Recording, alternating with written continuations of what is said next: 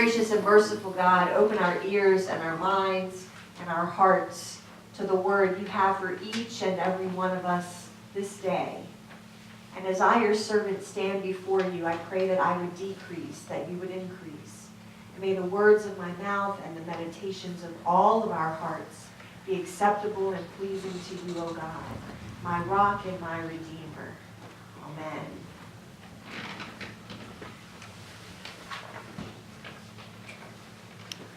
As we're thinking about chapter 21 and what it is to be an Easter people, Thomas Brody has these beautiful words to say about all of this chapter. He says that if you look at chapter 21, it speaks about the most basic elements of human life.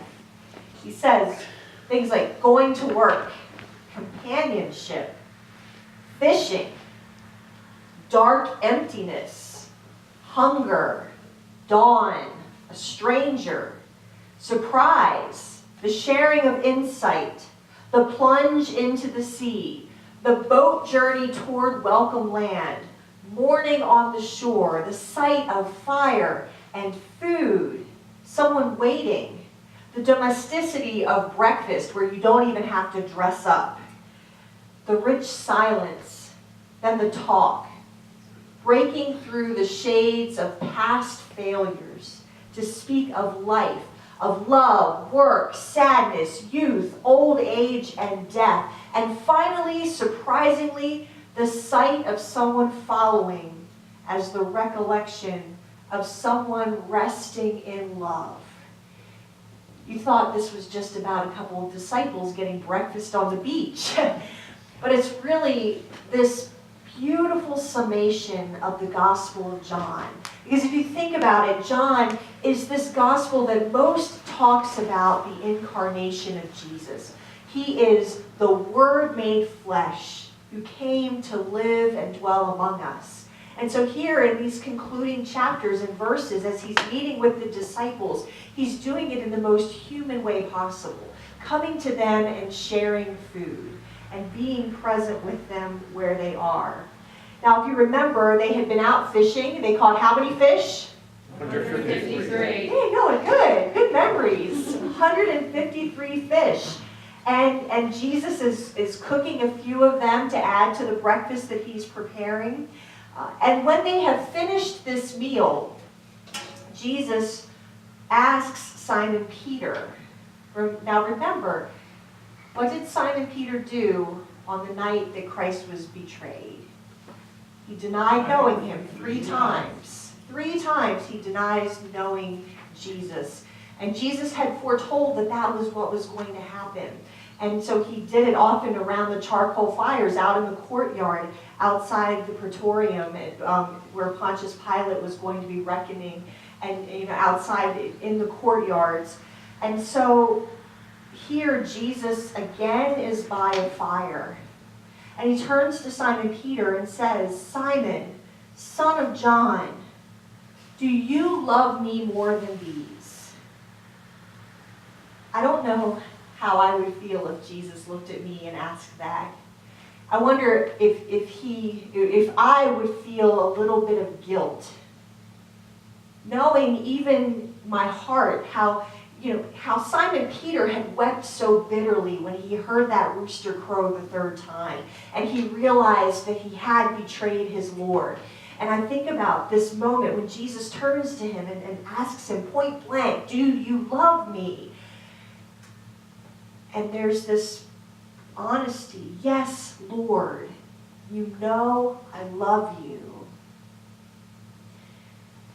How many times do you ask people that you know, like consider a spouse or a child, when you know they've done something wrong and they're upset about it, and you ask them to tell you the truth, and they tell you something, and then what happens when you ask them a second time? They get mad, right? Because there's that sense, if you're asking me again, you don't believe the first response I gave you. But Jesus says to him, as Simon says, "Yes, Lord, you know I love you." Jesus says, "Feed my lambs." And then Jesus asks him a second time, "Simon, son of John, do you love me?" And he replies, "Yes, Lord, you know I love you." And Jesus said to him, "Take care of my sheep." And he asked a third time, "Simon, son of John, do you love me?" And Peter's sad because Jesus keeps asking him this question. And he says, "Lord, you know everything. You know I love you." But Jesus says to him, "Feed my sheep." Now it's important, again, just like Simon Peter had denied him 3 times, Jesus is giving him 3 more opportunities to be reconciled. 3 more chances to say, "I love you, Lord." And as hurtful as it was at that moment for Peter to have to hear that question over and over again, how it just convicted him time and again, reminding him of his sin and reminding him of how he had denied his Lord, this was Jesus' opportunity to bring him back into the fold.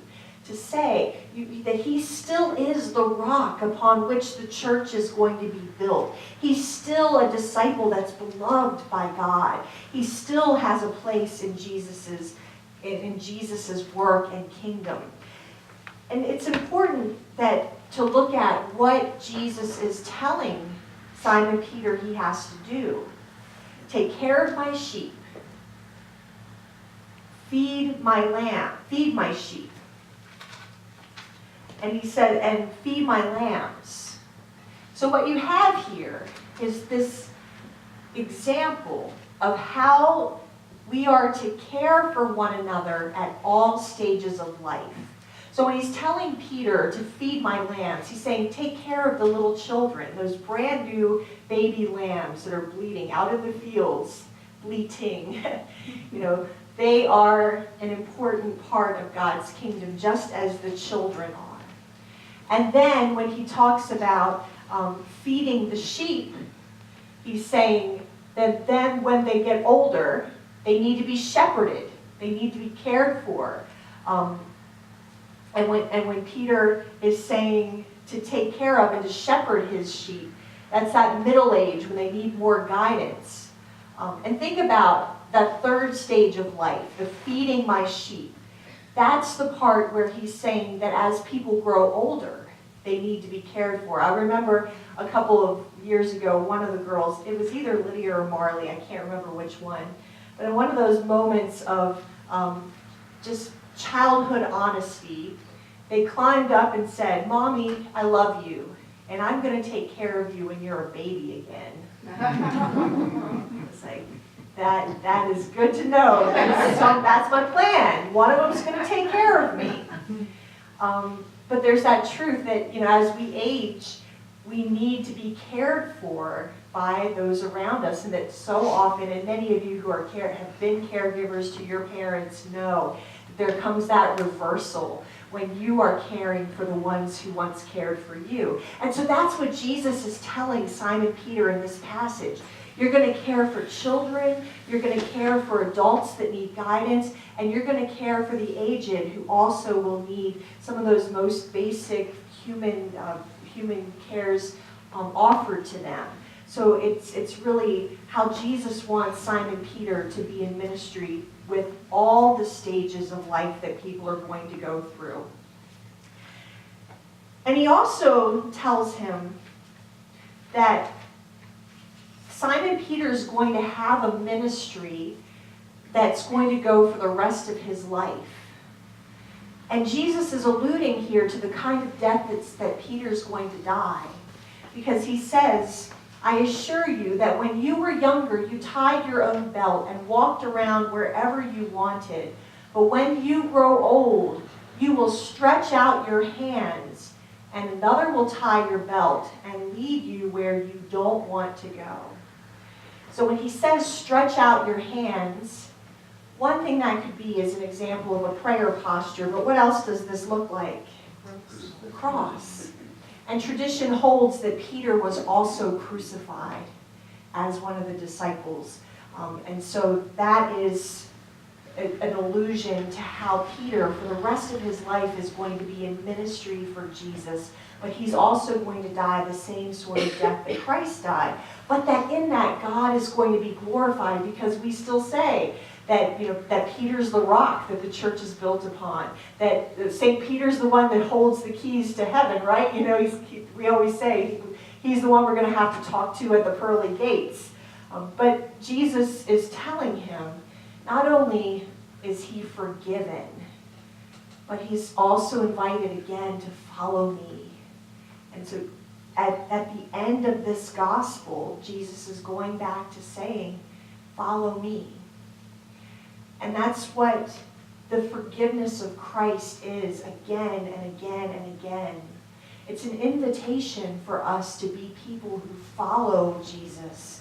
Sometimes it's going to take us to death, the way Peter's going to experience. But sometimes it's going to be in very simple, practical, incarnational ways. Like for us to be able to feed someone, for us to be able to clothe someone who's in need, for us to be, in a way, active in what God is trying to do. And so what we find here is really an incarnational vision of what the church is. That the people of God, the disciples that Jesus is calling into ministry, even here at the last meeting he's going to have with these disciples, is an opportunity for him to say, it's very practical, earthly, daily needs that we have to care for one another through providing. And that is the way that we show our love of God. Brody goes on to say, what Peter is sharing here is true for every single disciple, but even more than every disciple, every human being. This call to true love, to appropriately care for others, and to embrace this path, which is eventually going to lead us through all our lives, even to death. But that at the very core of our discipleship, the faith that we live out every day is tremendously practical. It's where life is at its most basic and practical. People going to work, the church taking a form that's tangible to the people around us, the people that need to eat, the people that need to be clothed, and that we don't let the mistakes that we've made in our past keep us from living this true way of being disciples in the world. Peter could have just hung his head the rest of his life and said, I'm not worthy to follow Jesus anymore because of how I've denied him. But because he was able to accept this forgiveness, he could show us all a pattern for how we could continue in the world. And that in our discipleship, we can't let the hang-ups of our past keep us from following where Jesus leads us. When we're offered the forgiveness, the grace of Jesus Christ on the cross, it's pushing us into ministry in all sorts of tangible ways. And so through this series, we've been hearing some different testimonies about how people have lived out their faith, how we've been Easter people, seeing resurrection and new life and hope. And so as we conclude this series, I want to share with you a video testimony that Paul Gordon from St. John's was gracious enough to share with us about a time that he came face to face with a gift that he was able to give. We've been saying it's the Lord, and this is what it is to be Easter people.